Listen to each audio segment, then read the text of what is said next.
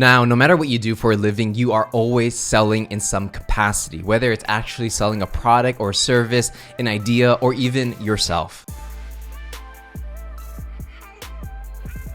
But here's the thing, because sales has this reputation of being slimy and sleazy, a lot of people don't take the time to actually learn about it. So whenever these people are in a meeting, doing a presentation at work, or even just talking to people on a daily basis, they don't have this basic knowledge of selling to do this effectively. And a lot of times, without any training, people are just gonna ramble and talk about things that nobody cares about, and ultimately come off as not very persuasive at all. So what we're gonna do in this video is we're gonna break this habit, and we're gonna show you exactly how you can craft your elevator pitch or your sales pitch so that you can sell any product, any service, yourself, ideas, literally anything. Even if you're not necessarily a salesperson, by crafting your elevator pitch, you're going to be able to literally communicate anything in a clear and concise way, in a way where people will actually care about what you're saying. And by the end of this video, you're literally going to walk away with a simple framework you can use and apply to literally sell anything. And before we go ahead and begin, make sure you leave a like in this video if you're excited to learn how to craft your elevator pitch or your sales pitch. And if you want to see new videos every single week, make sure you hit that subscribe and notification bell. And so with that said, let's go ahead and dive right into it. Now, the first thing we got to talk about is developing the right mindset when it comes to crafting your elevator or sales pitch. Now, I can give you the templates and show you exactly what you should say and how you should say it in a pitch. However, it doesn't necessarily mean it's always going to work all the time. And the reason is because you have to understand who you're crafting this pitch for. So the first thing you really have to do is understand your audience. Who are these people? What do they care about? And what value can you bring into their lives? Once you answer these questions, it's going to be a lot easier to craft your pitch. But if you get this part wrong, everything else in your pitch isn't going to matter. Let me go ahead and give you an example of this. Let's say you're selling a marketing software, okay? So when you're selling a marketing software, there's a really big difference between selling into, let's say, a startup company that has 10 employees versus selling into a large company that has 1,000 employees, right? Even though you're selling the exact same solution, how you want to approach these two different audiences is going to be different. For example, for a startup, they might be a little bit more price sensitive. They might want to move faster and they really want immediate results right away. Whereas maybe a large company has more budget and they're willing to spend more time and money if you can do the job correctly. So maybe they don't value speed as much, but instead value security, right? So a startup wants to move fast, try it out, see if it works. And a large company might want to move a lot slower and spend more money doing that if the long term means that it's actually going to work. So what I'm saying is you might be selling the same exact solution, but how you approach these two different audiences is going to be completely different. And so not only do you have to understand your audience, the second thing you have to understand when it comes to your elevator pitch or sales pitch mindset is understanding what the purpose is for the pitch. Now, a lot of times it might be your pitch is to actually sell something, right? And that's totally fine. But however, not everybody will buy something on the first meeting. So in that event, sometimes the only reason for why you would even do a pitch is to get them to the next step. So let's say you're looking for a new job, right? So maybe once you do the first interview, you want to pitch yourself in a way where it leads you into the second interview, right? So what is your goal when you are pitching, whether it's yourself or a product or service? Or if you're selling let's say a high-end solution, not everyone's going to buy on the first call. So the whole point of your pitch on the first meeting is just to get them interested enough to take the second meeting where you can share more about how you can help solve their problems. So when it comes to pitching, whether it's an elevator pitch or a sales pitch, you have to understand what your goal is and optimize for that goal. Once you get these right, then you can actually move into how to actually pitch whatever it is that you're selling. All right, so when it comes to the elevator pitch, the first thing you need to learn how to do is pitch whatever it is that you're selling in one sentence. Later on in this video, we're going to show you how to do the full pitch, but you have to be able to demonstrate your value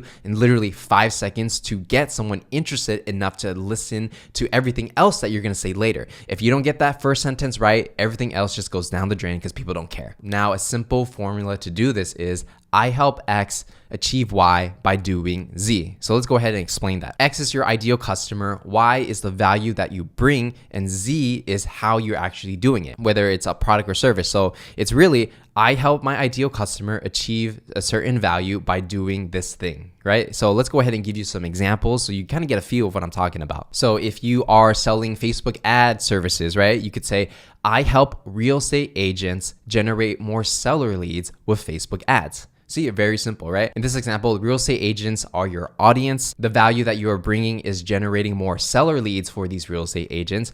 And how you're actually doing it is you're using Facebook ads. Let's try another example. So let's say you are looking for a new job and you are a recruiter trying to get recruited, okay? So what you can say is, I help high growth companies hire the best engineering talent in Silicon Valley by doing recruiting on LinkedIn, right? So that's how a recruiter who recruits on LinkedIn might pitch themselves to a company and offer a service if they're an agency, or try to get hired as a recruiter at a large company. So as you can see here, no matter what product or service you're selling, or even if you're selling yourself in some capacity, all you have to do is understand, I help my audience achieve a certain value by using this method, right? If you use a simple formula for whatever it is that you're selling, people are going to get a gist of what you do, who you help, what value you bring, and exactly how you do it, all in one sentence. So real quick in the comments, using this formula, go ahead and put in your 1-sentence pitch in the comments. I want to check it out and see what you guys come up with, and hey, maybe even give you some feedback. So let's go ahead and move on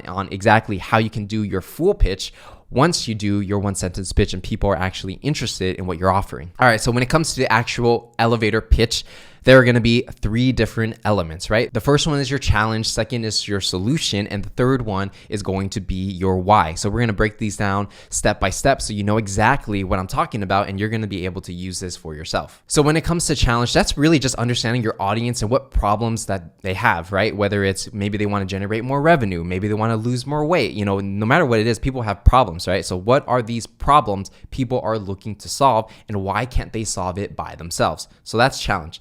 Number 2 is going to be your solution. So whatever their challenge is, how does your product or service actually help them solve that problem? And when you're talking about your solution, it doesn't have to be super technical. You don't have to go into the depth and the trenches. All you have to do is show them on a high level how you might be able to help them, right? So that's the solution. And the third part of the elevator pitch is why. So it's why this, why now, why you, right? So when I say why this, is essentially why should they invest time in understanding your solution, right? So what is this thing and how does it bring them value and how does it exactly make their pains go away? Then you answer the next question, why you? Why should they invest in your solution versus every other person out there? What's your unique factor for why they should work with you versus someone else who might be doing something similar? And the last why is why now? Because sometimes people might see the value in whatever it is you're offering, but you have to explain to them why they need to make the decision and investment now versus a month down the line, 6 months down the line, or maybe a year later, right? Why should they do it right now? Because if you don't have that urgency, then people aren't going to invest in your solution and they're not going to buy into your product, service, or ideas. So on the fly, what I'm going to do is I'm going to give you an example of how I would use the elevator pitch formula to sell a certain product. So this is actually a product that I bought after I heard someone talk about it in a podcast I was listening to. So I'll go ahead and try to sell it to you and explain the value, and you can kind of see the elements of how I'm using the elevator pitch to actually do this. Now, this product is about $200 to $300. Normally, you wouldn't really be selling it over the phone or in person unless you went into a retail store, but I'm just going to use it as an example. First, you got to understand your audience. So let's say we're selling it to somebody similar to me where they meditate, but they never bought any technology to track whether or not they're doing well in their meditating, and they're interested enough to invest time to understand whether or not this headband thing actually works and can help them get more results for whatever they need, right? Now, let's go ahead and start with the challenge. Now, if you ever tried meditating alone, you might find it difficult to sit still for even 5 minutes, right? And a lot of times your mind is just kind of racing everywhere and it's hard to just zen out and completely not think about anything, right? Now I'm going to go into the solution. Now, essentially what Muse is, it's a multi-sensor headband that you wear while you meditate. What it does is that it tracks your brain waves and gives you real-time feedback so that you can actually meditate more efficiently. So here's how it works. When you're sitting down meditating and your brain is going crazy and it's thinking of all these different ideas, because Muse is tracking your brain waves, what you're going to hear is rain. The more you think about random things, the more rain there's going to be and the louder you're going to hear it in your ear. So once you're aware that your brain is going crazy, you got to calm down, meditate, and breathe. And the more calm you become, the lower volume that rain will be. And over time, the rain is going to go down and down and down until eventually you don't hear any rain at all and suddenly you hear something else. Maybe it's birds chirping or whatever it is. So by Muse tracking your brainwaves, it's giving you real-time feedback that you can use literally while you meditate to calm your mind down, be conscious of what your brain is doing, and really breathe and focus more on your meditation practice so you can actually get into the flow state that you're looking for. So real quick, I gave the challenge and I gave the solution of how Muse solves that challenge. Now I'm going to go into the whys. So why even track your meditation practice? Well, the reason is because you can meditate on your own and you can kind of get a feel of whether or not you're improving or not. But by tracking your brainwaves, you're going to see exactly what you're doing right and what you're doing wrong. And with that data, you can make corrections so you can literally improve your practice and measure it against yourself. Because if you don't track something, it's difficult to know whether or not you're getting results or not. And of course, there are other tools you can use to track your brainwaves. So the reason for why people use Muse is one, because it's already proven to work, where we have thousands of happy customers and testimonies on people who have used the product and gotten the results that they were looking for. And not only that, but for the technology that you get, the price is very affordable compared to what's already out there in the market. On top of that, by purchasing the Muse headband, you're also going to get a 1-year subscription to Muse, where you're going to be able to go through guided meditations with leading industry experts. So you're not doing it alone and you can actually improve your practice. And now at this point, you might be thinking, okay, you see the value and you can see how it can help. Maybe you might want to think about it and then, make a decision 6 months down the line, right? And I totally understand that. You're already meditating and you're already doing it daily, but from what you told me, you seem like you're not getting into the right flow state and you're not sure whether or not you're making progress in meditating. You might even think, why are you even meditating in the first place, right? Since you're already going to meditate anyways, by investing in Muse now, you're going to be able to track your brainwaves and see where you're currently at. And by using that data, you're going to be able to make tweaks and adjustments to actually better your meditation practice, right? So why do something blindly when you can get results in real-time feedback right away? And the thing is, when you're investing in something like Muse, it's not just investing in Muse, but you're actually making an investment and commitment to yourself to better your meditation practice. And so after you do your pitch, obviously the prospect is going to have questions and you're going to answer them. You're going to handle objections when they come up, and then eventually you're going to close the sale.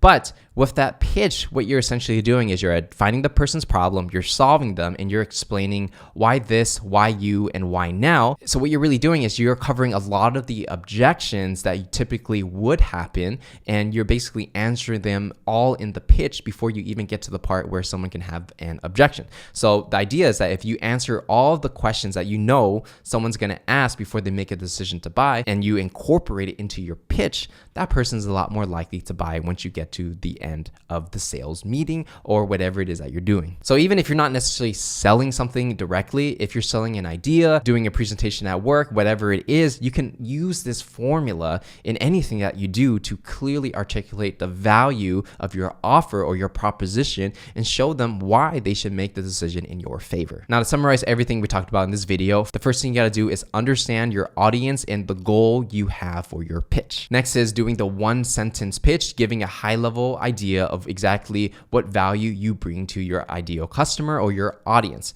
And then from there, if people are actually interested in whatever it is that you're offering from your 1-sentence pitch, then you're ready to do the full pitch and explain to them exactly what problems this person has, how you can solve it, and why it's important for them to make a decision now. So that's it, guys. That's how you're going to do your elevator pitch, your sales pitch, and literally that's how you're going to sell pretty much anything. And if you made it to the end of this video, make sure you give this video a like, because every like, it does help. And if you want to see new videos every single week, go ahead and hit that subscribe and notification bell. And one last thing, go ahead and leave your #1 sales challenge in the comments, because I'm literally reading every single comment to get new video ideas for you guys. So if you leave your #1 sales challenge in the comments, I'll be happy to use that in a future video. So with that said, my name's Patrick Dang. Thank you for watching, and I'm going to see you guys in the next video.